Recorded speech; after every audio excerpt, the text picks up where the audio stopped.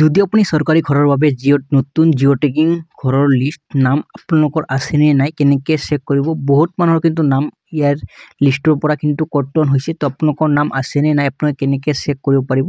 যদি আপোনালোকে এই যিখন জিঅ' টেগিং কৰি ৰাখিছে এই সকলৰ কাৰণে কিন্তু আহিছে এটা ফাইনেল এটা লিষ্ট। এই লিষ্টখন আপোনালোকে কেনেকৈ চেক কৰিব পাৰিব।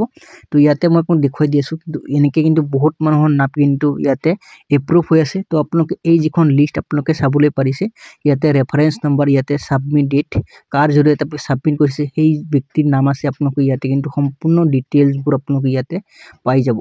তো যিসকল মানুহে এই লিষ্টখন এতিয়ালৈকে নাম চেক কৰিব পৰা নাই এই লিষ্টখন আপোনালোকে কেনেকৈ চেক কৰিব।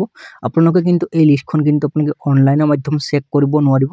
তো আপোনালোকৰ যিটো গাঁও পঞ্চায়ত আছে বা আপোনালোকৰ যিটো গাঁৱত যিজন মেম্বৰ আছে এই মেম্বৰৰ ওচৰত কিন্তু আপোনালোকে এই লিষ্টখন চাবলৈ পাৰিব। তো এই লিষ্টখনত আপোনালোকে নাম আছে নে নাই আপোনালোকে চেক কৰিব যে আপোনালোকৰ নাম এপ্ৰুভ হৈ আছে নে ৰিজেক্ট হৈ আছে। তো আপোনালোকে এই লিষ্টখন কিন্তু আপোনালোকে পঞ্চায়তত পাব বা আপোনাৰ গাঁৱত যিটো মেম্বাৰ আছে এই মেম্বাৰৰ হাততে আছে এই লিষ্টখন। আৰু আপোনালোকে যদি বিচাৰে আপোনালোকৰ যিটো ব্লক আছে এই ব্লকতো কিন্তু এই লিষ্টখন চাবলৈ পাৰিব।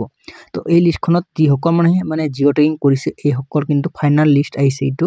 তো এই লিষ্টখন কিন্তু আপোনালোকে চেক কৰিব পাৰিব। আৰু অনলাইনৰ মাধ্যমত কিন্তু আপোনালোকে এই লিষ্টখন চেক কৰিব নোৱাৰিব।